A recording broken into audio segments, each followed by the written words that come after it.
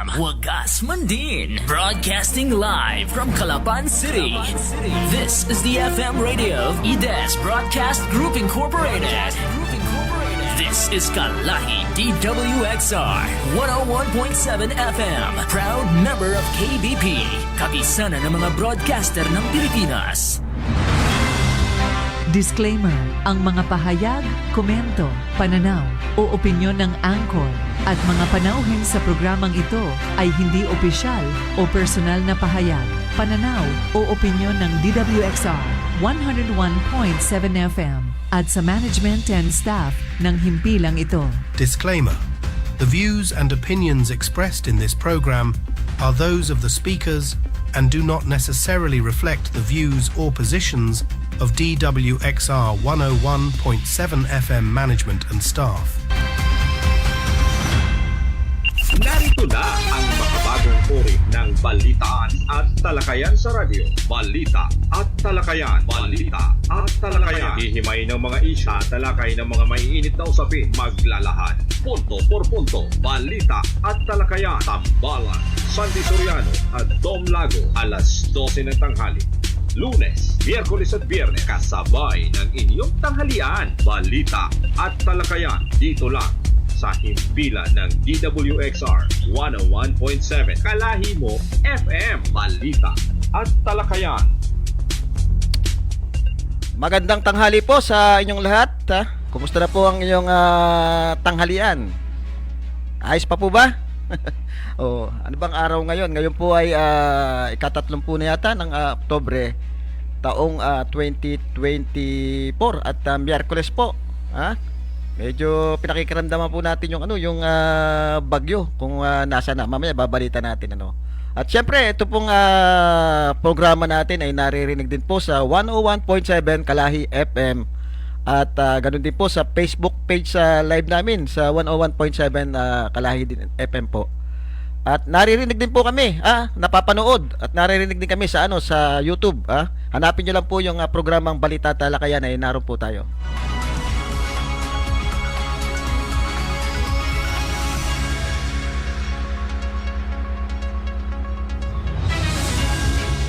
Medyo mainit po ngayon, hindi pa ramdam yung bagyo kasi wala pa namang signal dito sa atin. Bagamat sa ibang parte yata ng ating bansa ay nakapasok na ito. Itong bagyong Leon. At medyo dito ay ramdam yung lakas ng hangin pero yung ulan naman ay wala pa, At paalala po do sa ating mga mga motorista din konting ingat lang po sa pagda-drive. At madami pong na-aksidente ngayon. Bagamat kita nyo naman, matraffic na mabibilis pa rin yung takbo ng ating mga lalo na po yung mga nakamotor. Ugaliin pong i-check yung inyong mga sasakyan, yung hangin nyo, yung brake. Siyempre, huwag kayong lalabas ng mainit ang ulo nyo. Kailangan pa nag-drive po kayo, dapat malamig ang ulo nyo at nasa kondisyon kayo. Isipin nyo po lagi yung mga mahal nyo sa buhay, tsaka yung gastos. Pagka kayo'y ma-aksidente, magpapasko pa naman, ngayong nalalapit na.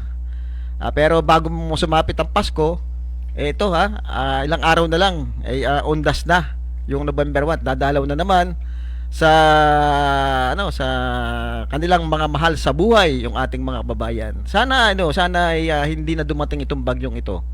At makadalaw naman ng maayos yung ating mga kababayan doon sa kanilang mga mahal sa buhay. Kasi pagka umulan yan, pornada na naman, napakaputik na naman ng At saka, mahirap, talagang ang traffic ay naandyan. Speaking of traffic, nakita natin yung isang, yung peryahan pala diyan, itinayo na dyan sa may parte ng ng Camille Mill, tapat ng New City. Ang nakikita po natin dyan, talagang magkikreate po yan ng sobrang traffic. Kasi pagka Friday, Saturday, Sunday, may event pong ginagawa dyan sa New City, yung parang night market. Tapos ang katapat pa po niyan ay yung sinasabi nating peryahan. Ay magki-create po yan ng sana ito ay magawan agad ng paraan ng ating kinaukulan yung peryahan diyan na tinayo sa may tapat ng New City. Maganda naman po at mapapasaya natin yung ating mga kababayan, kabataan, pero napuna po natin mayroong mga parang mga illegal na sugal na naman na isinama diyan, katulad po ng mga pimpong balls na nakikita natin. May harang po yan dapat nga walang harang yan at naka-open yan, pero bakit hinaharangan yung peryahan na yan? Sana makita rin yan po ang isang pinagmumulan ng hindi rin magandang sitwasyon, nagkakaroon ng mga nakawan, pagka may mga sugal sa ganyan, pati yung mga mag-asawa ay nag-aaway pag natalo na diyan sa mga sugal. Tingnan po natin itong problema dito. Yung mga rights po ay ayos lang po yan. Talagang mapapasaya natin yung mga bata at ilang kababayan natin, yung mga target, pero pag sinamahan na po ng sugal yan, ay bawal na po yan. At saka yung sinasabi natin, ang pinakamabigat dyan, yung traffic, dapat meron kayong pinag-isipan yung mabuti. Yung traffic na mangyayari dyan, maliit po yung karsada diyan, hindi po katulad dun dati na dun yata tayo sa may Petron na likod, medyo nakatago yan. Dito tabing highway po talaga yan, kaya talagang magki-create yan ng napaka laking traffic diyan sa parte po ng Camille na yan.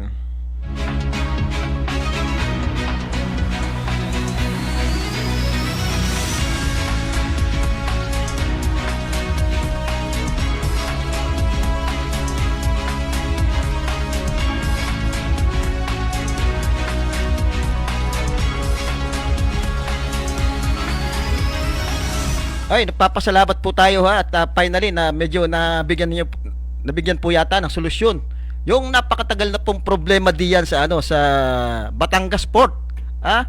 Na ito tanda ko, hindi pa bago pa umupo si Governor Bons Dolor nung panahon na ito, talagang grabe na po yung problema diyan sa Batangas Port, at hanggang ngayon po ay hindi nga nasolusyonan. Pero ito, nagpapasalamat tayo, may balita na babasahin po natin. Mukhang napakagandang balita po ito para sa ating mga kababayan. Simula bukas, ika-30 ng Oktubre taong 2024, bukas na sa publiko ang bagong gate sa Batangas Port bilang tugon sa mga reklamo sa fixer at mga naaabalang pasahero na nagtutungo sa pantalan.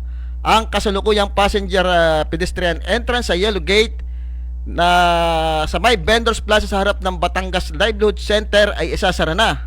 Ang bagong passenger pedestrian entrance ay bubuksan sa Santa Clara Road sa harap mismo ng bagong Batangas Passenger Terminal Building. Ang bagong entrance gate sa Batangas Port ay naasahang magpapadali ng pagpasok at paglabas ng mga pasahero ngayong peak season. Ingat daw po sa biyahe mga kapantalan. Ito po ay galing po sa balita ng Philippine Port Authority. At yan po siguro isa sa mga resulta nung natatandaan nyo nung in-interview natin si Congressman Arnan Panaligan, na nirereklamo natin kasi nga mukhang hindi ito nabibigyan ng pansin ng ating kinauukulan dito sa ating probinsya, particular po ang provincial government, ang local mga mayor, hindi po yata ito nabibigyan ng solusyon. Napakatagal na po nitong problemang ito, kaya daing po natin ito kay Congressman Arnan Panaligan. Sa isang interview ay sinabi niya na nakipag-usap na siya nung nakita niya yung si PPA General Manager Jay Sarmiento sa isang budget hearing. Ito ay kinausap niya at pinakiusap na bigyan naman ng solusyon yung problema diyan sa sa Batangas Port. Hindi lang naman po mga taga Mindoro yung ang nagkakaproblema diyan. Nautical highway po yan papuntang Bisaya po ay talagang kawawa po yung mga pasahero diyan, lalo-lalo na hindi naman yung nilalakad lamang ang nagiging problema diyan, particular yung mga yung insurance bogus na naniningil diyan, At nagpapasalamat tayo dahil nga doon nailapit ito ni Congressman Arnan Panaligan nung isang budget hearing. Nagkita sila ni PPA General Manager Jay Sarmiento, na pinakiusapan naman niya na buksan at pinadalwan pa ito, natatandaan nyo nung kasagsagan ng bagyo, bagyong Christine, sinarado yung gate ng PPA. Ay kawawa yung mga kababayan natin, kaya agad din kumilos si Congressman Boy Umali. Tinawagan itong PPA manager at nakiusap na buksan muna pansamantala. Makapasok lang kayo mga kababayan namin diyan sa Batangas area, na inaabot ng ng bagyong Christine. So pinagbigyan naman, nakapasok at ito tuloy-tuloy na. Sana ay tuloy-tuloy na yung ano, yung pag-ayos ng sitwasyon diyan sa Batangas Port ano. Pero kanina ay may balita napakinggan natin ano na medyo may problema pang nangyayari diyan dahil na nung binuksan po yung ano, yung gate para doon sa mga kababayan natin at siyempre yung Nautical Highway nagbabiyahe Visayas ay nagkaroon po ito ng ano ng parang isang pagkilos yung mga taga riyan, hinarangan daw yung gate. Siguro dahil nga hindi nadadaan doon sa ano sa vendors na napakaputik na minsan inaagaw pa nga ng mga porter yung bag mo o para lang mapilitan ako bumili doon sa kanilang paninda. Meron daw hinaharang diyan kaya nire-resolve pa yung problema na yan at ang sinasabi nga may mga nagbabarikada diyan at medyo nagkakaproblema dahil yung mga bus hindi makapagbaba ng pasahero diyan, mas malayo yung binababaan ng ating mga kababayan. Kaya panawagan natin, may mga pulis naman daw diyan, sabi nung ng PPA manager ni Mr. Sino Cruz ay hindi naman daw kumikilos itong mga kapulisan diyan at nakatingin lamang, hindi daw pinapaalis yung mga nagbabarikada. Sana hindi ito abutin ngayong peak season ngayong mag-uuwi na itong ating mga kababayan ay tinaon pa na ganyan ang mangyayari diyan. Na nakikita na yung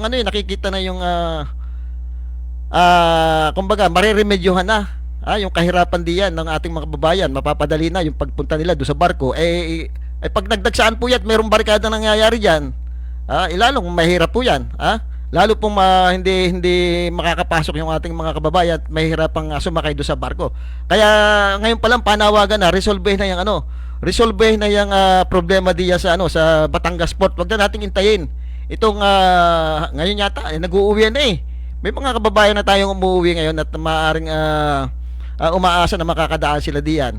So madaliin nila at malaking problema yan at pasalamat na rin sa panawagan ni Congressman Arnan Panaligan na talagang pagka ganyang may problema kahit hindi siguro niya dapat hindi naman problema ng mga congressman yan naipapaabot niya yung mga hinaing ng ating kababayan diyan sa mga ganyang problema. Yun ang kagandahan po talagang ina-actionan agad yung mga simpleng problema ng ating mga kababayan. Hindi na pinatatagal. Ang tagal na po ng problemang yan ang tagal na, taon na ang binilang ng problema na yan. Ngayon ay nag-aagawan kung sinong nag-aagawan. May mga nagsasabing sila ang dahilan kaya binuksan yan. Pero bago pa man po yun ay talagang sa isang interview sinabi na po ni Congressman Arnan Panaligan niya na pinakiusap na po niya yung pagbubukas ng gate diyan sa Batangas Port, yung pagresolba ng mga problema diyan. At ang isa pang hinihiling natin diyan siyempre yung mga nagpapasalamat din tayo doon sa mga kasama natin sa buhay, yung mga media na matagal na ring nanawagan diyan. Taon na ring nanawagan diyan at ngayon finally nagkakaroon ng linaw. Itong problema nga to. Pati yung mga mga NGO, alam ko sina Madam Nanit, sina Tita Nanit, may mga grupo na talagang yan ay nilalakad din yung problema natin diyan. Dahil kawawa yung kawawa po yung ating mga senior citizen diyan, yung mga PWD. At syempre apektado yung mga turista natin. Yung sinasabi natin diyan pa lang sa Batangas City. May problema na tayo doon sa mga turista dahil nga po doon sa layo ng nilalakad dyan, sa putik ng dinadaanan dyan. Malaking problema po. Nung pinakikinggan ko nga po kanina, yung interview doon sa general manager, si Mr. Asino Cruz yata ito. Mukhang hindi nila alam na ganun ang nangyayari doon sa ating mga kababayan. Ang sinasabi, natuklasan nila, yung meron pa ng isang terminal na pinaparadahan doon na napakalayo. Tapos lumalakad nga daw ang ating mga kababayan. Ang tagal na niya na. Mukhang sasabihin nila hindi nila alam na ganun na pala kalala yung problema. Hindi naman yata kapanipaniwala. Yun na lamang insurance company dyan. Tingin ko naman matagal nang nirereklamo yan. Bakit hanggang ngayon naandyan pa yan? So yung isa pang problema dyan na hindi nila bakit hindi nakakapasok yung ibang bus company diyan. Yung ang nakakapasok lang diyan isang bus company nakakapagtaka sila lang yung nakakontrata diyan. So wala monopoly nila yung sitwasyon diyan sa Batangas Port. Sila lamang kaya nagagawa nila yung gusto nila kung anong oras nila bumiyahe. Mag-aantay ng barko hanggang sa mapuno. Kaya yung iba napipilitan ng pumunta ng doon sa Batangas Terminal, kasi sa Batangas Terminal mas maganda. Every 15 minutes yata may naalis doon. Kaya lang mamamasahe ka ng 200 pesos sa tricycle. Karagdagang gastos pa 'yon. Sana magawan din ng paraan na lahat ng bus company diyan ay makapasok, para hindi na monopolyo nung isang bus company at nagagawa yung kanilang gustong gawin doon sa mga pasahero. Kawawa yung ating mga kababayan. Isa pa, yung panawagan natin, sana masolusyonan na diyan, mapag-aralan na yung taas ng pamasaheng sinisingil sa atin ng bawat barko diyan, lalong-lalo na doon sa may mga sasakyan, doon sa mga trucking, sa mga private. Halos doble ang itinaas yan, hindi lang po doble. Kung matatandaan nyo po, nung tinaas yan, panahon pa ng pandemic, reasonable nung panahon yun dahil kakaunti sumasakay, malulugi sila. Pero ngayon naman, kita nyo, nagkukulang yung barko natin. Sa dami ng mga pasahero na trucking tsaka mga private, ang laki ng pamasahe, magkano? Dati nasa 1.5 lang yan, naging 2,000 plus. Ngayon 3,000 plus na yan. Pag-aralan natin mabuti, baka naman may mga nangungumisyon na diyan sa sa pasahe na may ng mga nakikibahagi na. Dapat yan malutas. Tapos pag kami gumawa ng solusyon, mag-aagawan kayo sa credit. Sasabihin nyo, kami gumawa niyan. Pangit. Dapat ngayon ina-action na nila yan, kasi yan yung mga yan yung mga simpleng problema na dapat sinusolusyonan ng ating gobyerno, yung mga ganyang bagay.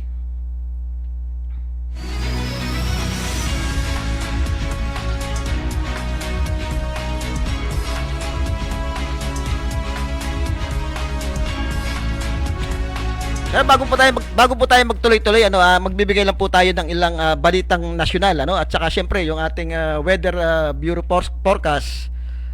Alamin natin kung nasaan na ba itong si Bagyong Leon, at para naman tayo makapaghanda kung sakasakaling madadako dito sa ating lugar. Ito po yung mga buod ng ulan ng mga balita. Supreme Court hinarang ang lipat pondo ng PhilHealth. Pag-amin ni Duterte, swak sa crime against humanity. Leon lalong lumakas pa. North Luzon, Quezon, Bicol, tinumbok. Yun. Buti, malayo-layo pa naman sa atin to, pero sabi Friday daw yata ang bagsak pa nitong pasalamat tayo yung mga ibang magsasaka natin mukhang nakapag-ani na, at panawagan na rin sa kanila kung pwede nang anihin talaga yung inyo, anihin nyo na, at huwag nyo nang antayin pa itong si Bagyong Leon. Okay, sa detalye po ng mga balita, naglabas ng Temporary Restraining Order kahapon o TRO ang Korte Suprema laban sa karagdagang pang paglipat ng 89.90 bilyong pondo ng Philippine Health Insurance Corporation o PhilHealth sa National Treasury. Sinabi ni Supreme Court spokesperson at Attorney Camille Ting na pinagbigyan ng mataas na hukuman ang kahilingan sa tatlong petisyon na inihain ng isang sambayan, Senator Aquilino Coco Pimentel, at ng bayan muna. Nakasaad sa TRO ang effective immediately na nag-uutos na hindi na masundan pa ang paglilipat ng pondo. Pinaliwanag ni Ting na saklaw lamang ng TRO ang pagpigil sa paglilipat ng pondo ng PhilHealth na hindi pa nalilipat, subalit ang nauna nang nailipat sa National Treasury ay hindi ipinabalik sa PhilHealth. Bago ang pagpapalabas ng TRO, ang PhilHealth ay nagsagawa ng 3 sa 4 na nakatakdang paglilipat sa National Treasury. Ito yung PhilHealth natin, ito yung binabayaran ng ating mga kababayan na hinuhulugan kung sakasakaling ang pagdating nung pangangailangan nila sa sa kalusugan, sa mga bayarin sa ospital, meron silang aasahan. Bakit naman papakilman pa ito ng ating gobyerno at ililipat pa sa National Treasury? Ang alam ko nasa 30 billion na yung nailipat, yung 20 billion na una, tapos yung 10 billion mauubos yung tapos mamaya ito yung pera ng taong bayan, dapat hindi ito pinakikialaman ng gobyerno.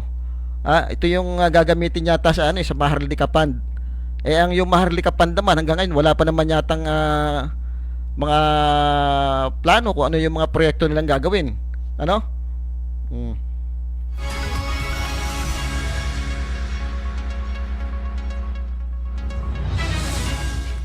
Okay, dapat managot sa crime against humanity si dating Pangulong Rodrigo Duterte matapos akuin ang buong responsibilidad sa madugong giyera kontra droga ng kanyang administrasyon. Ayon kay House Quad Committee Co-Chair Representative Bienvenido Ben Abante Jr., sa ilalim ng Republic Act number RA 9851 ang Philippine Act on Crime Against International Humanitarian Law, Genocide and Other Crimes Against Humanity, pasok si Duterte sa elemento ng command responsibility para sa crimes against humanity. When a leader knowledge permits the slaughter of civilian under the watch, and when he admits that he bears responsibility, it is an inescapable truth. He is criminally liable, gate ni Abante. Sa kanyang pagharap sa Senate Blue Ribbon Committee noong Lunes, inako ni Duterte ang legal na pananagutan sa mga ginawa ng mga pulis kaugnay ng kanyang war on drugs na ikinasawi ng marami. Sa ilalim ng Section 1 ng RA 9851 ay nakasaad ang prinsipyo ng command responsibility kung saan pinapanagot ang opisyal sa mga nagawa ng kanyang mga tauhan. Ayon pa kay Abante, pasok din ang mga naging pagpatay sa drug war sa crime against humanity batay sa RA 9851. Bukod dito, ayon pa sa Solon, ay may pinairal na Davao model o sistema ng drug war kung saan bawat pagpatay ng suspect ay may kapalit na reward. Sinabi na Abante na magagamit din ng International Criminal Court o ICC ang mga naging pahayag ni Duterte sa pagdinig ng Senado kung saan nanumpa ito na magsasabi ng totoo. Ayun, kita natin kung nanonood po kayo nung hearing nito sa naghi-hearing yata po nito sa Senado Puro mga senador po yata kasama si Senadora Risa Hontiveros at kita niyo naman kung paano sumagot itong dating pangulo natin talagang hindi katanggap-tanggap pa do sa mga desenteng tao. Paano kung may mga nanonood pong bata do sa ganong hearing? Kita niyo naman paano kung magmura talagang hindi po katuwiran na ganoon na yung ugali niya na lalabas yung mga ganong pananalita. At tanong may mga inaamin siya dito pero pagdating do sa huli, iba na naman yung sinasabi niya. Kaya lang under oath siya doon. Pag sinabing under oath talagang yun na pananagutan niya yun. Permado yun. At pwedeng maging ebidensya laban sa kanya yung pagdating sa korte kung sakasakaling magkakaroon po ng kaso, lalong-lalo na yung international criminal court. Pwede pong makuha yung mga ganong pahayag kasi under oath po yun yun kumbaga pagka ikaw nasa husgado, titistigo ka, papasumpain ka dun sa husgado para patunayan na lahat ng sinasabi mo doon ay pawang walang kasinungalingan. At pagka yun na binago mo, pwede kang makasuhan ng siguro ang kaso doon, hindi tayo abogado, pero maaari perjury, o yung pag nag-retract ka. Kasi under oath yung mga pinagsasabi mo doon ibig sabihin mga tunay yun, mga legal yung sinasabi mo doon.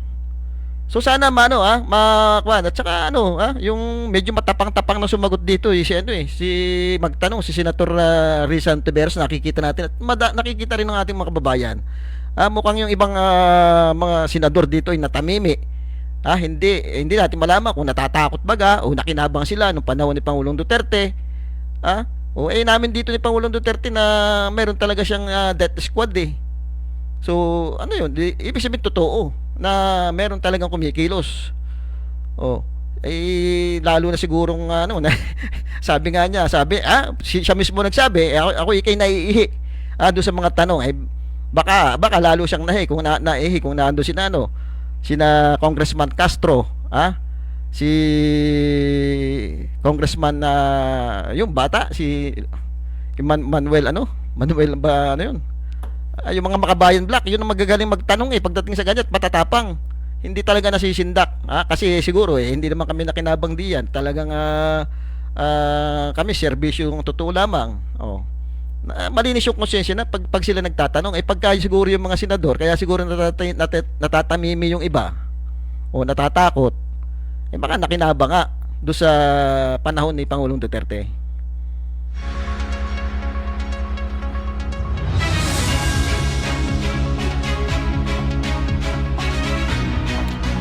Bagyong Leon itong Bagyong Leon, itong abangan natin at paghandaan. Sabi nga ni Congressman Arnan Panaligan, magaling na yung magaling talaga yung dapat talagang ginagawa ng ating mga local government, yung preventive evacuation kung talagang delikado doon sa isang lugar at naandyan na yung bagyo. Siyempre lagi dapat nakatutok tayo sa pag-asa kung ano sasabihin nila.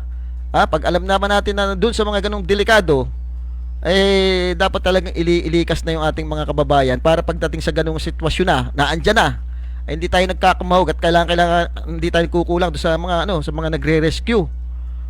Ang alam ko nung panahong mayor pa si Congressman Arnan Panaligan, ang bawat barangay dito sa Calapan merong evacuation center na tinakda at may mga may mga nakalagay pang sign kung saan sila tatakbo kung sakasakaling talagang hindi gumanda yung sitwasyon.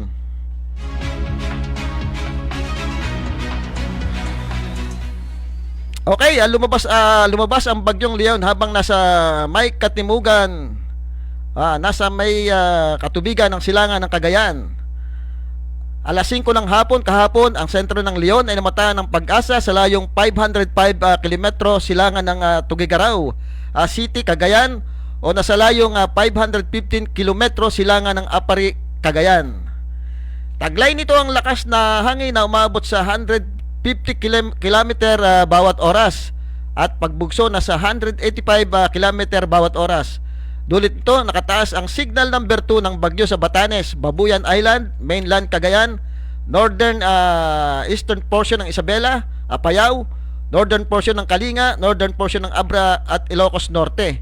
Signal number 1 naman sa nalalabing bahagi ng Isabela, Quirino, Nueva Vizcaya, nalalabing bahagi ng Kalinga, Mountain Province, Ifugao, Benguet, nalalabing bahagi ng Abra, Ilocos Sur, La Union, eastern portion ng Nueva Ecija, Aurora, northern at eastern portion ng Quezon, kasama na ang Pulillo Island, Camarines Norte, Camarines Sur, Catanduanes, Albay at northern portion ng Sorsogon. Lalapit si Leon sa Batanes Huwebes na madaling araw o sa hapon na maaring lumakas bilang super typhoon paglapit dito.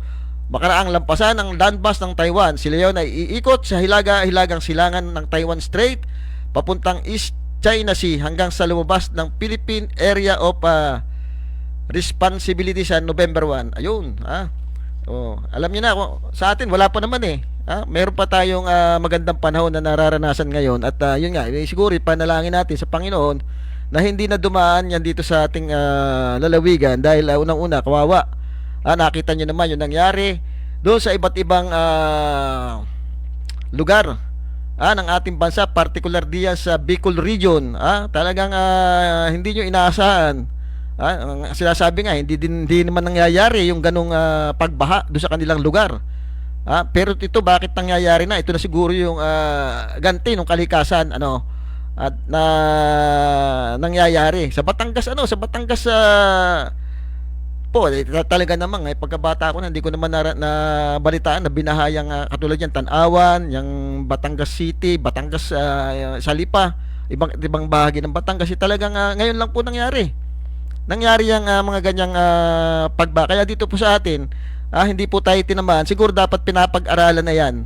Tinitingnan na kung bakit kung baga ina-anticipate na natin na baka sakaling mangyari sa atin yan at ano ba yung solusyon na dapat natin gawin sa mga ganyang incident. Wag na po nating intayin na kumbaga sakala pa lang tayo kikilos pagka nangyari na. Dapat yung ating mga local government, yung provincial government, pinapag-aralan na yan. Ano ba yung magandang gawin na kung sakasakaling mangyari yan, kundi talaga may iwasan yung baha. Meron ba tayong mga evacuation center na pwedeng pagdalhan do sa ating mga kababayan, at alin yung mga area na pwede talagang pwedeng mangyari yan, yung mga landslide area. Kasi sa Batangas hindi naman nangyayari yan landslide na yun, pero ito may nangyayari na dito sa atin sa probinsya. Baka sakaling mangyari na yan dahil sa kita nyo naman yung bundok natin, talagang may mapapansin nyo pag nasa malayo kayo, talagang kita nyo kalbo na. May mga area na tumatabag na dahil do sa hindi natin malaman kung ano yung mga ginagawa doon, bakit tumatabag yon, yung mga ganong lugar. At sana yung yung Armorac, wag nang ituloy ang paghahakot ng Armorac dahil nakita na natin do sa karanasan na delikado. Wag na tayong sasabihin na kailangan alisin yung mga yan dahil baka gumuho, lalo makapinsala. Pag tinanggal nyo po yan, hindi po bato ang gugulong kundi yung putik. Kasi yan po nagpapatibay ng ating mga kabundok. At saka naandyan yan nananahimik yung mga yan dyan. Ang ganda ng tingnan doon sa Pola na nakapunta tayo. Ang gandang tingnan ng mga bato na malalaki na nasa bundok ang lalaki nila na pwede mong gawing tourist spot yung mga ganun kaya nakakapagtaka bakit inuuna pa yan ng ating mga mambabatas diyan, yung ating Vice Governor na sinasabi si AJ Falcon, at saka yung mga mga bukal na nag-approve niyan. Sana niya yan, amyandahan niyo uli yan na hindi na ituloy.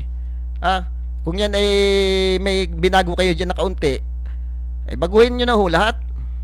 Dahil kundi yan nakita ng ating mga environmentalist ng mga grupo nung panahon na yan inyong inapruban.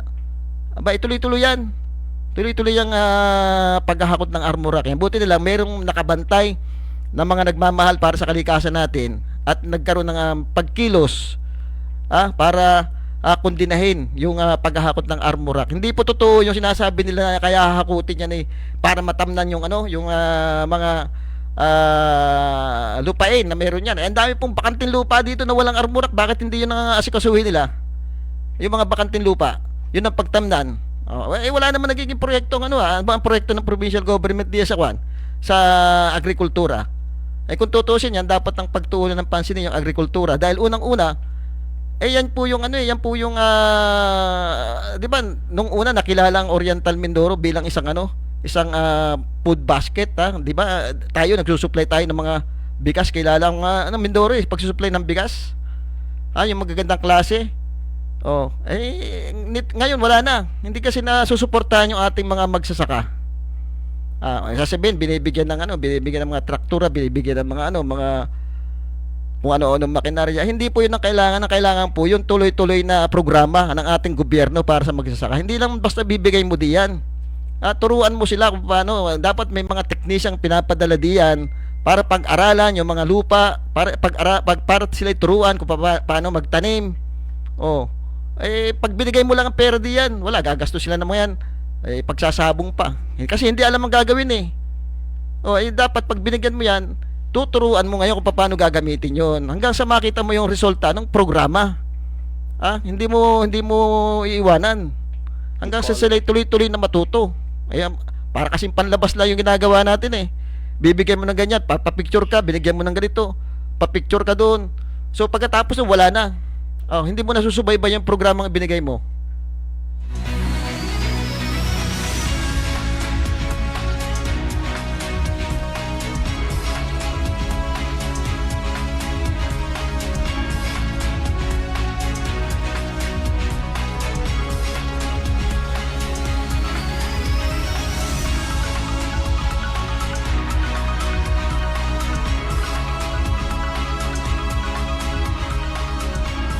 Binabati natin yung ating mga nakikinig sa atin si Consiel Gerald Oliver Navarro. Nakikiramay tayo doon sa kanyang tiyuhin na mayapa dyan sa parte ng Barangay Bagongpok, New York. Kay Consiel Gerald Navarro.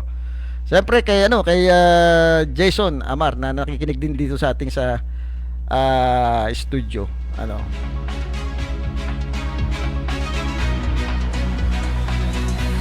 Pinabati rin natin si dating Vice Governor, ngayon kumakandidato uling Vice Governor Jojo Perez. Alam niyo napakasipag nitong si Vice Governor Jojo Perez. Nung siya nanunungkulan pa, hindi lang kasi ito kasi hindi lang naman naging Vice Governor. Alam ko, naging City Administrator ito ng Calapan City noong panahon po ni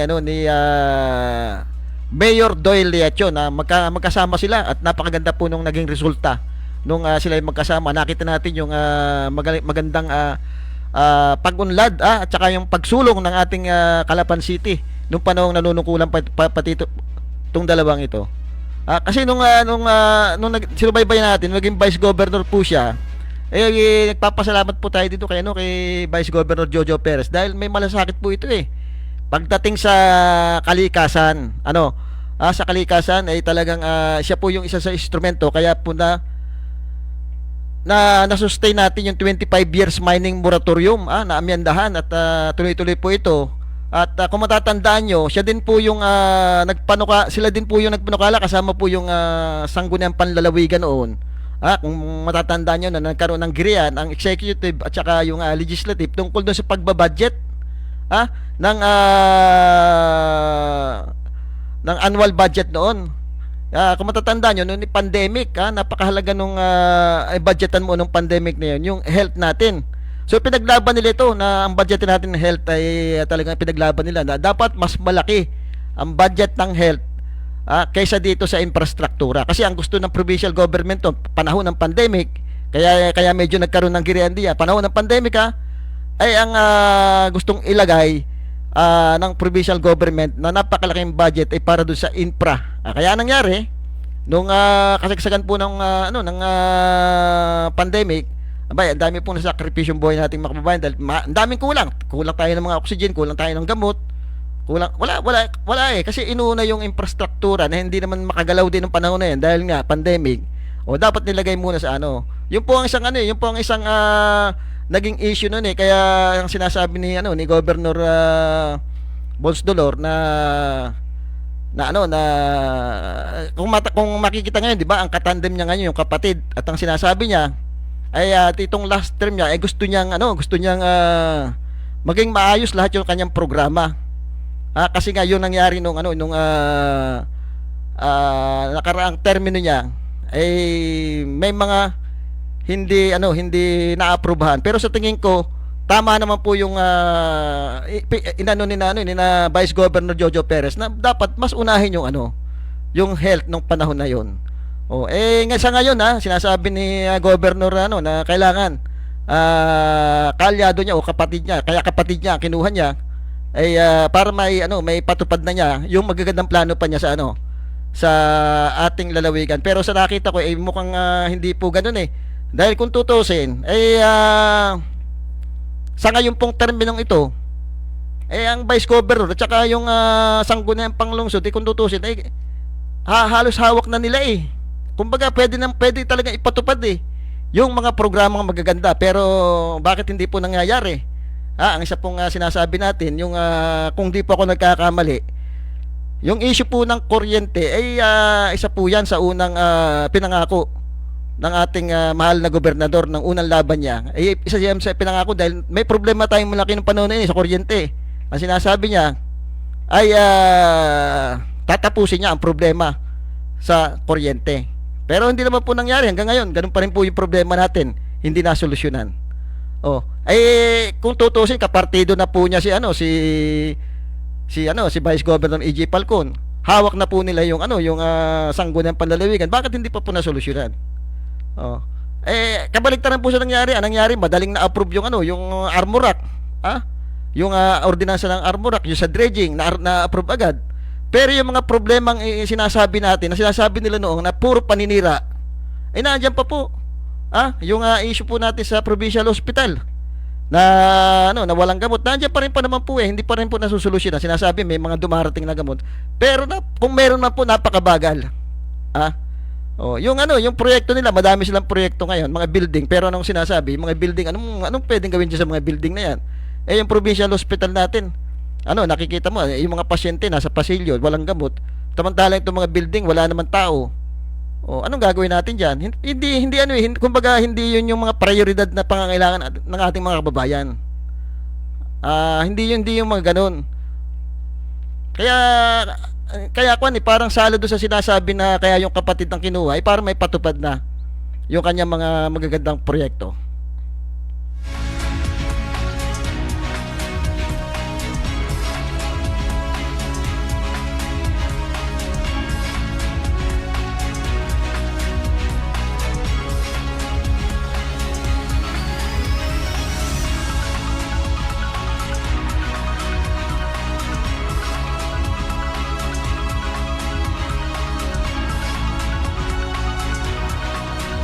Binabati po natin si dating congressman at ngayon tumatakbong mayor Doyle Leachon. Ngayon po ay mukhang nasa Manila po yata siya ngayon. Doon yata mag Holy Week. Alam niyo to si Mayor Doyle Leachon, dating Mayor Doyle Leachon. Talagang ito pagka mayroong mga problema yung ating mga kababayan, makikita niyo yung yung action nito. Hindi po pinapatagal. Talagang pag sinabi mo sa kanya hanggat magagawa ng paraan, gagawan agad ng paraan yan. Napakadami pong proyekto na naipatupad yan na hanggang ngayon napapakinabangan ng ating mga babayan. Naandyan po yung sinasabi natin yung sa orange card na tuloy-tuloy hanggang ngayon. Doon po nagsimula yan. Na ang author po yata niyan, kung di ako nagkamali, si Bukal Edel Inano, siya ay konsyal pa. Ay laking tulong po niya sa ating mga kababayan yung orange card na yan. Na tinuloy po ni Congressman Arnan Panaligan nung siya ay bumalik bilang mayor at mas pinalawak po yung coverage niyan. Hindi po yan tinanggal, mas pinalawak pa. Dahil nakita nila makakatulong talaga sa ating mga kababayan. Talaga naman nakakatulong. Yung City College, nakita nyo, ang dami nang natulungan nating mga kababayan. Nakapagtapos diyan at nakatulong na sa kanilang pamilya. Yan po ay proyekto po yan ni dating Mayor Doyle Leachon na ngayon tumatakbo. At yan po ay tinuloy din ni Congressman Arnan Panaligan. Pinalawak pa hanggang sa kasi yan talaga naman ang yan naman talaga yung sa simula pa mga proyekto ni Congressman Arnan Panaligan kahit nung mayor pa siya, yung health at saka yung mga scholarship. Nakita nyo yung mga Jollibee, mga na yan. Panahon po ni Mayor Doyle Leachon, nagpasukan po yung napakaraming negosyo dito sa ating syudad. At nakilala po yan doon sa Discipline City, sinasabi natin, di ba? Nung panahon na yun, nakita natin ang linis ng Calapan. Naalala nyo yung basurero pagka madaling araw na minsan nakakabulahaw. May tugtog pa yan eh. Yung basura nyo, ganyan. Hindi ko na matandaan mapipilitan kang ilabas dahil magigising ka madaling araw. Nanggigising yun at para kunin yung mga basura nyo. Pagka kayo tumawid pa basta dyan sa mga pedestrian lane ng paalangan, hulihin ka. Hindi ka pwedeng managrilyo kung saan. Madaming pumalag na kababayan natin at naiinis dahil sobrang higpit daw. Pero nung nakita nila yung resulta nito, nakita nila ang ganda. Ultimo kamo yung mga nagbabalik natin galing Manila na taga rito, yung mga bakasyonista, tinatanong sinong mayor ninyo ang galing. Yun po political will. May political will si Mayor Doyle Leachon. Sa leadership nakita natin nung nagkaroon tayo ng isang trahedya. Yung pagbaha, napakalaking baha ang inabot ng Calapan City noon. Pero anong ginawa niya? Pinag-isa niya po yung iba't ibang ahensya ng ating syudad para tumulong doon sa sandbagging. Nakita niyo 'di ba? Volunteer lahat, ang dami. Talaga nagkaisa. Doon mo makikita yung yung pamumuno. Kung ikaw isang leader, napapakilos mo. Hindi mo pinaghihiwalay. Hindi mo dinidivide yung mga kababayan mo, kundi napapagkaisa mo. Napapagkaisa mo sa mga ganong kalamidad. Yung sinasabi natin, yung palengke, sa programa niya yan, yung palengke. Napakaganda niya noon, nung bagong-bago yan, tumatakbo lahat yan. Walang problema yung ating mga maninindi yan. Ang problema ito, naglabasan na yung problema ngayon. Yung problema ng mga vendors, kung saan barangay, meron na. Hindi naman natin na sinasabing bawal maghanap buhay, Kaya lang, hindi dapat inilulugar nila. Napakalog na po ng palengke natin. Ang dami na nagsarang table sa palengke dahil nalulugi na nga. Gawa po ng mga kung saan na nakatayo ang mga tindahan. Lalo-lalo na yung mga mag-iisda. Bakit pa tayo naggumawa ng palengke? Dapat ang palengke nakasentro. Doon lang dapat namimili ang mga tao para na rin po doon sa kalinisan. Na-check yung kalinisan nung mga produktong binebenta. So dapat iniaayos dapat iniaayos at maayos po yan mga panahon na yun.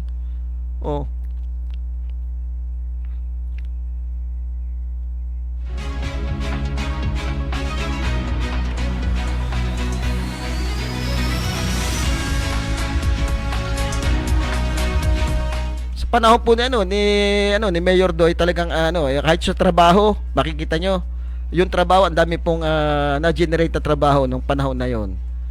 Yung Kalap Festival, ang alam ko sa kanya din na konsepto, kanya yung Kalap Festival na yan eh.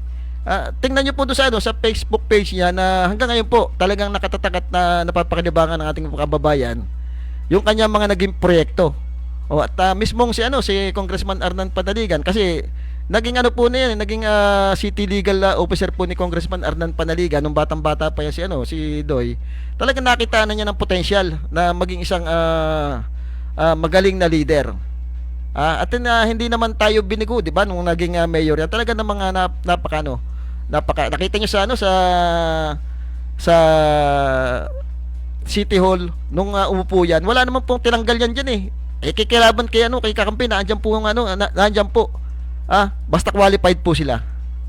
Diyan sa City Hall po. Kaya madami nag-aantay sa kanya na mga babae natin na yung pagbabalik niya. Inaasahan para magkaroon uli ng magandang pagbabago dito sa ating syudad.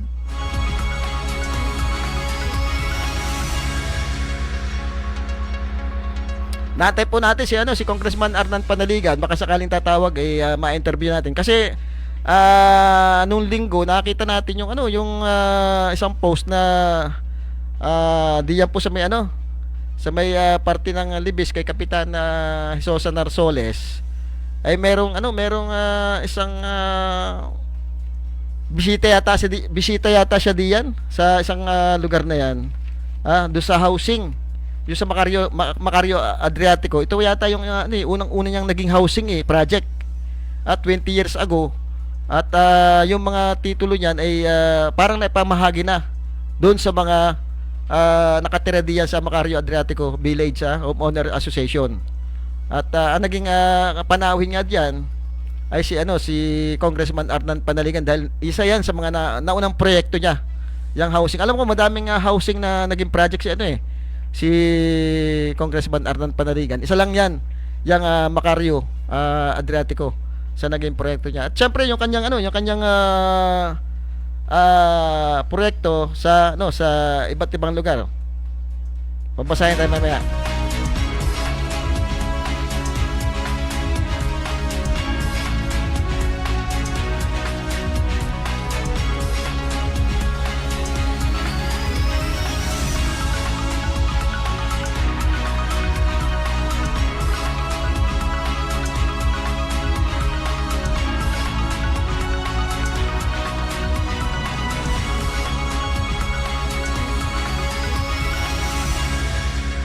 Ito yung mga naging proyekto ni Congressman Arnan Panaligan na mga pinasinayan kaya busy siya nitong mga nakaraang linggo.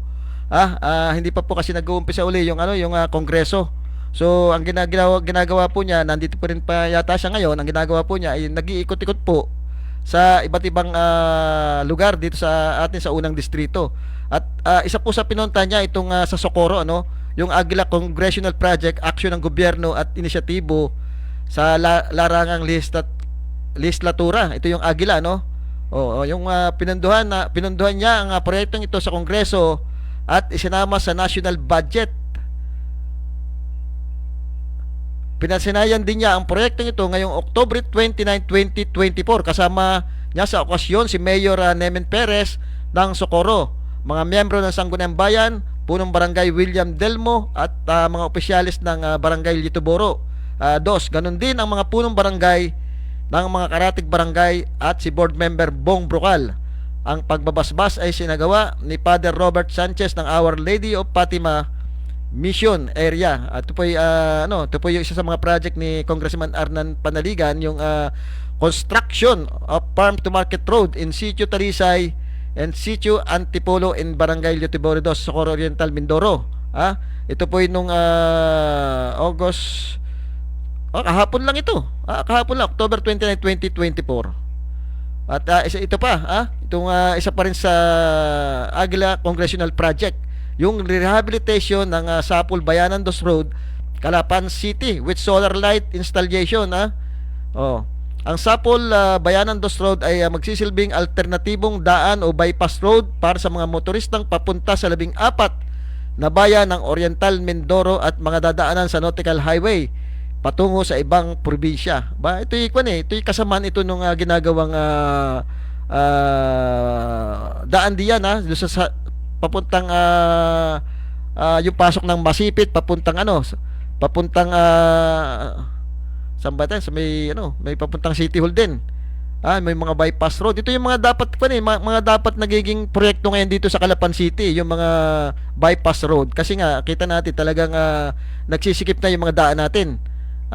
Talagang napakabigat na nung traffic na nararanasan natin. Kaya kailangan na natin ng mga additional road na pwedeng daanan ng ating mga motorista. At isa sa mga nakita nating proyekto ni Congressman Arnan Panaligan na napakaganda, yung mga solar light. Makita niyo yung salong, napakaliwanag niyan kahit brown out. Kasi solar light yung mga poste diyan ito ay kasama dito sa sa bypass road na ito, yung installation ng solar light. Yun ang kagandahan diyan At kumbaga kahit madilim, lalong-lalo na ngayon, malimit yung brown out natin, pero pumunta kayo doon sa mga highway, makikita nyo ang ganda nung mga solar light, buhay na buhay. Kasi hindi po nakakonect sa Ormeco yun May sarili pong yan. Ang power po niya nanggagaling sa init ng araw. Kaya yun po kagandahan niya. Siguro makita ito ng ating mga namumuno na panahon na rin nga siguro talagang dapat tayo invest sa mga renewable energy. Yan po ang sample Yung mga street light na yan na pwedeng bawat bahay ay pwedeng bigyan na siguro ng solar. Kung hindi rin lang po masusolusyonan yung ating problema diyan sa power supply. Lalo na ngayon nakikita natin yung ating Ormeco nakakahuli na. Nagpapasalamat tayo doon sa general manager. Talagang siguro ginawa din naman yung kanyang tungkulin at nahuhuli yung mga nagnanakaw ng kuryente. Pero sa tingin po natin matagal na yan. Baka hindi pa siya nakatayo diyan, nangyayari na yung nakawan na yan. Ngayon lang lumabas yan at napagtuunan ng pansin yung mga nakawan ng kuryente na yan. Matagal na po nangyayari yan, matagal na po nababalita yan na may mga kahit sa mga malalaking negosyante po ay talagang nababalita na po yan. Kahit doon nga po sa mga mga nagiging opisyal ng Ormeco may balita rin tayo dyan, matagal na kahit wala pa po si GM Humphrey Dolor diyan may mga balita nito, may mga piggery daw yung iba diyan na hindi naman nagbabayad ng kuryente. So ang masama po dito kung sino pa po yung mayayaman, kung sino pa po yung kaya magbayad at sino pa po yung nagnenegosyo, sila pa po yung nagnanakaw ng kuryente. Kawawa naman po yung yung ating mga kababayang mahihirap na pagdating ng bayaran ng kuryente. Ay ikot yung mga yan sa minsan nangungutang na nga. Huwag lang maputulan. Pero pagka talagang walang makunan, putol talaga ang kuryente. Ang tanong din diyan paano makwekwenta lahat yan, yung system loss na ninakaw, milyon-milyon na yan. Paano rin may babalik yan sa mga consumer na sila naman ang bumalikat niya tagbayad ng mga system loss na yan milyon na po yan. Siguro mas maganda siguro na lang yan, i-invest na lang ng mga consumer sa isang magandang negosyo. Kasi baka mamaya mawala pa yung pera na yan kung sakasakali ibabalik. Milyon po yan. Kung mahuhuli lahat yan, at tingin ko sa dami po niyan at talaga namang ilan pa lang po yung nahuhuli na yan. Nakakapagtaka po. Bakit ang galing din naman nung nakaisip niya paano nila ginagawa yan. Yung pagja-jumper ng kuryente na yan. Yung iba sabi pangalanan daw para makita kung sino yung mga yan. Sabi nga nung general manager, alam daw nung mga chismose yan na magtanong daw doon. Pero dapat siguro Ormeco na naglalabas niyan para magkaroon ng black and white. Kasi pagka hindi nilalabas yung mga pangalan na yan, ibig sabihin baka nagkakaroon pa ng ayusan yan sa loob. Baka mamaya mapagkamalan pa na may mga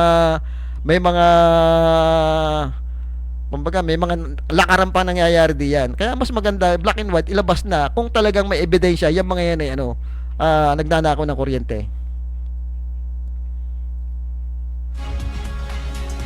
Okay, siguro pakinggan natin yung isang interpellation ni Congressman Arnan Panaligan na isang interpellation ni Congressman Hernan Panaligan na nakikita kong napaka-importante para sa ating bansa. Ito yung sa defense posture na pwedeng talagang ito yung magbigay ng maraming trabaho dito sa ating bansa.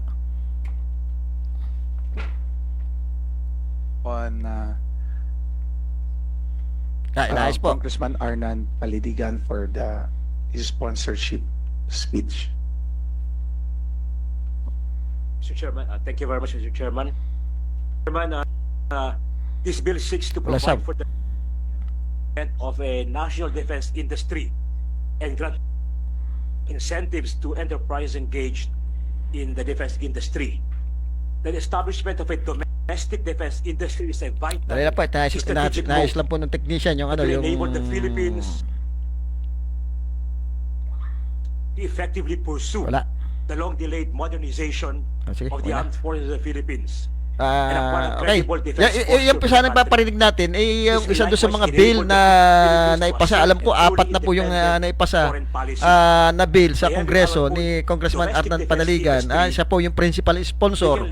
Ay isa pa itong defense posture bill na nakikita ko na talagang napakahalaga para sa ating bansa. Kasi ito po yung yung sinasabi niya na pwedeng pagsimula ng ating industrialization. Yung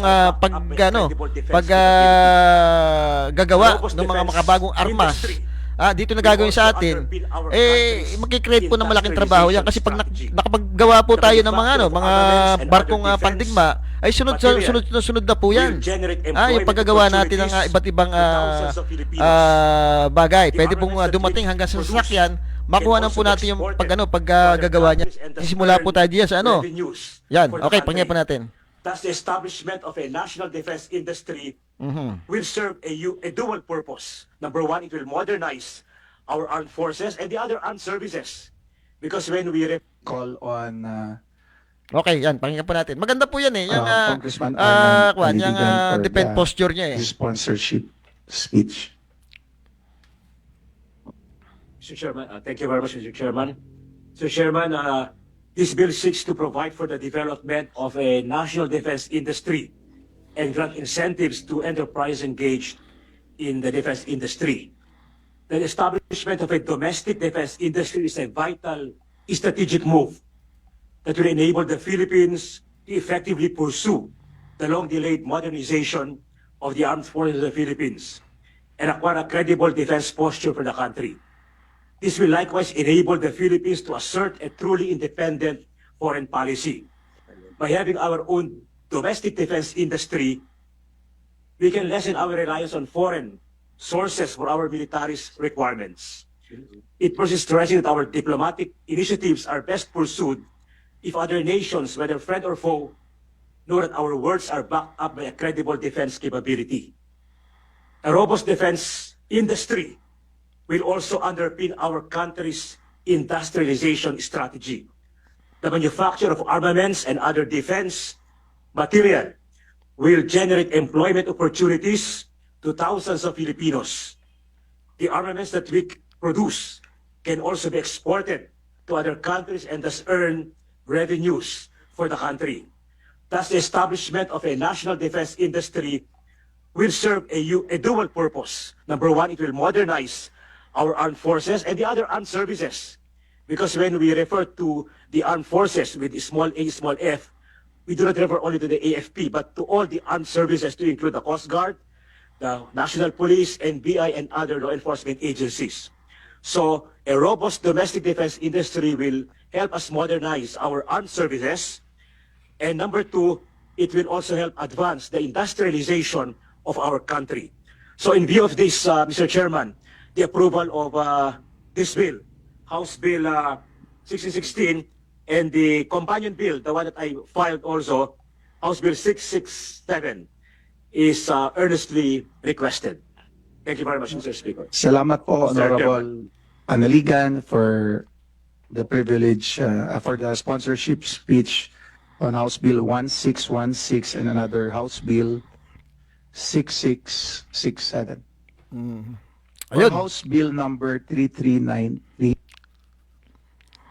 Ayun yan pong bill na defense posture na yan ay isa lang po yan doon sa apat apat na bill na naipasa na ang principal sponsor po ay si Congressman Arnan Panaligan. Kasama po doon yan yung anti-smuggling agricultural anti-smuggling law. Kasama po diyan tsaka yung Magna Carta sa Seaman. Oh, yan po tingnan niyo po yung mga bill. Yan po yung napakahalagang mga bill na dapat talaga sa nababanggit sa Kongreso. Katulad po yung sinasabi sa defense posture. Diyan po pwede magsimula yung yung industrialization na magki-create ng maraming trabaho. Pag nakagawa po tayo ng mga barkong pandigma, yung sinasabi ni Congressman Arnan Panaligan, pwede po sa atin at pagka meron na po tayo, makakapag-export pa tayo niyan. Siyempre, ang create po niyan ay mga trabaho. Kahit naniniwala tayo na kayang-kaya yan ng ating mga kababayan, yung mga ganyang bagay dahil suporta lang talaga ng gobyerno ang kailangan. No? Kayang-kaya po yan At pagkaya po na nangyari na yan, hindi lang po diyan sa mga barkong pandigma, diyan pupunta yan, pwede na po yung mga sasakyan na gawin ng mga Pilipino. Sa ngayon, yung mga ginagamit natin sa modernization jeepney program natin, ay galing pa po China yan, napakamahal po. Yung mga bumiyabiyahe, yung mga budako na yan, galing China po yan. At mahal po yan kumpara doon sa ino-offer nung ating mga local manufacturer, yung katulad ng mga Francisco Motors na ang gaganda rin ng mga gawa nila ngayon, mga Egypt din At nasa mga 800,000 plus lamang yung presyo. Kung dito na lahat kukunin yan, malaking trabaho ang may bibigay doon sa ating mga kababayan. Bukod doon, ay mas mura pa. Mas makikinabang pa yung ating mga kababayan. Kaya dapat dapat yan talaga yung inuuna at sinusuportahan ng ating gobyerno. Yung sinasabi ni Congressman Arnan Panaligan na Defense Posture Bill. Binabati natin si Kapopong Ortega diyan sa bayan ng Victoria. Kung gusto niyo po ng maayos at magandang serbisyo, ay naniniwala ako na kaya-kaya po ni Kapopong Ortega yan. Yun nga sinasabi niya na tayo na po sa bagong Victoria. At napakaganda na. Kung sa record din lang po ang titingnan nyo, siguro naman ay makikita nyo yung record ni Kapopong Ortega nung siya nanunungkulan bilang konsyal ng bayan ng Victoria. At bibihira yung kanyang magkalaban tapos magsasama kayo. Yung kanyang vice mayor, alam ko dati nila katunggali yan sa politika pero nagsama sila. Ibig sabihin, mayroon silang pinagtutuunan ng pansin na para mabago doon sa kanilang bayan. Doon sa mga konsyal niyan, may mga incumbent din siyang kasamang konsyal katulad nung hindi po natin nadala yung listahan pero alam ko may mga incumbent siyang kasama diyan sa slate niya just sa bayan ng Victoria. At yun nga, mag-isip-isip po yung ating mga kababayan diyan sa Victoria doon sa tamang candidate. Tingnan po ninyo yung kredibilidad at saka yung performance. Yung mga kung alam nyo, yung mga dating mga incumbent na mga kandidato ay may mga illegal activities. Abay, wag nyo nang iboto. Wag nyo nang panatilihin diyan sa kanilang posisyon. Kung meron man diyan, pag-aralan nyo, bakit biglang umasenso itong mga ito? Saan kinuha yung mga asset nila, yung mga yaman nila na biglang nag-boom? Magtaka kayo. Magtaka kayo bakit yumaman ang isang politiko.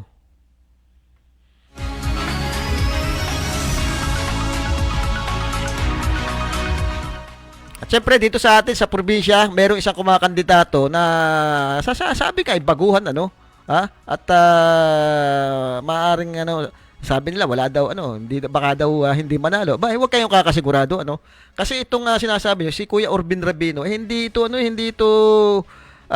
sabihin yung basta-basta na lang Hindi ito magiging isang matagumpay na negosyante. Hindi dito sa Oriental Mindoro nangyari yung kanyang mga negosyo, nag-boom. Sa ibang lugar, sa Bataan, doon nag-boom yung kanyang negosyo. At nakita natin talaga namang galing sa hirap. Paano niya iniangat yung sarili niya? Lumaki yung kanyang negosyo diyan sa bayan ng sa lugar ng Bataan. At doon pa mismo ito nabigyan ng mga award. Nabigyan ito ng award ng Orani Bataan, municipal ng Orani Bataan ng probinsya ng Bataan dahil doon sa ambag niya sa ekonomiya ng Bataan. Isipin niyo kung dito sa atin magagawa niya yan. malaking bagay. Ang daming problema kinakaharap ng ating probinsya ngayon na pwedeng masolusyonan. Katulad po niyan, yung sinasabi natin yung sa kuryente, matagal na po yan. At yan madami nang nangakong mga politiko na yan ay susolusyonan pero hanggang ngayon wala pa. Isa lang po yun doon sa mga problema na kinakaharap ng ating lalawigan. Kaya dapat mag-isip na, hindi yung isipin, sasabihin nyo, bago. Ito mas maganda nga. Kaysa doon sa dati na wala namang solusyon ginagawa doon sa problema. Baka sakali dito may aasahan tayo kay Kuya Arvin Rabino. Unang-una, sinasabi niya, hindi daw siya tatanggap ng sweldo. Yung sweldong para sa kanya ay bibigay niya para doon sa mahihirap nating kababayan na nangangailangan ng pambili ng gamot. May malaking bagay yan, malaking bagay. Makikita, siguro naman, kaya niyang gawin yun dahil sa nakita natin, napakalaki ng negosyo niya. At batang-bata po ito. Ayaw din niya sa mining. Ayaw din niya sa mga papasok dito para hakutin yung mga mineral natin dito. Isubukan natin, baka sakali, may pagbabagong magaganap. Dito kay Kuya Arvin Rabino. Sabi nga, ora mismo. Oo.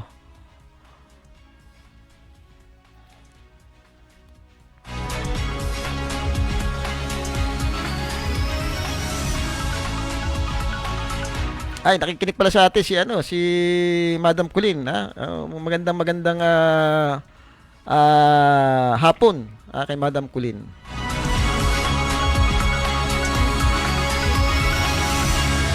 Ay muli po, wala na naman tayong oras. Abangan niyo po yung programa natin sa Biyernes. Sa Biyernes po uli magbabalik ang programang Balita at Talakayan. Pero bago, nalilimutan ko lagi, babatiin ko lang sino ba ito? Nalimutan ko na. Si Digna Lakdaw, ng Bansud.